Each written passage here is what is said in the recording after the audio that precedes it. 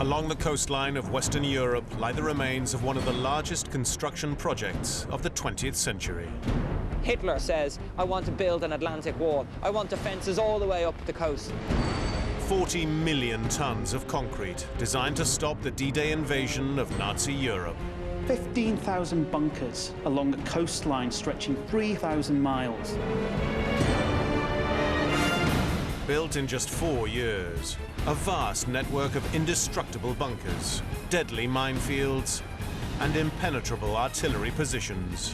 It's all separate pieces working together to make this going like a monster, really. It is the most gigantic fortifications that were ever built in history. This is the story of Hitler's Atlantic Wall.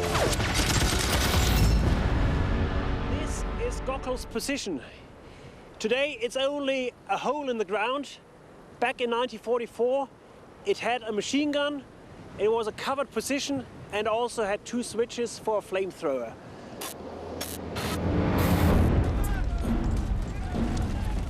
Gockel's bunker is finished by May 1944, along with thousands. Sand caused the belt of my machine gun to jam. I had to continue using my rifle, firing single shots. Right here, this is where they have the ram logs. Think about telegraph poles, cut, raising above my head, 30-degree angle, a couple of other ones supporting it down here. At the end of these, you're going to have basically like saw blades, which are there to rip the bottom out of the landing craft if the Allies come in at high tide. But even that's not enough. The Germans use absolutely anything that might disrupt and delay the landing force. Here you have the third belt, and this is what they call Czech hedgehogs. They are basically steel structures set at angles like this, and basically to disrupt anyone that's coming up the beaches. And if the landing craft finally make it onto the beach, these are the last line of defense to stop Allied tanks in their tracks.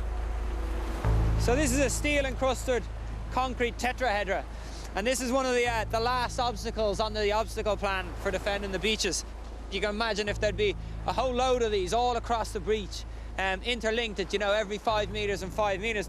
Tank's going to struggle against this, It's so sturdy. It's going to turn the tank which way is the track's going to go, especially thin track tanks slip off the side,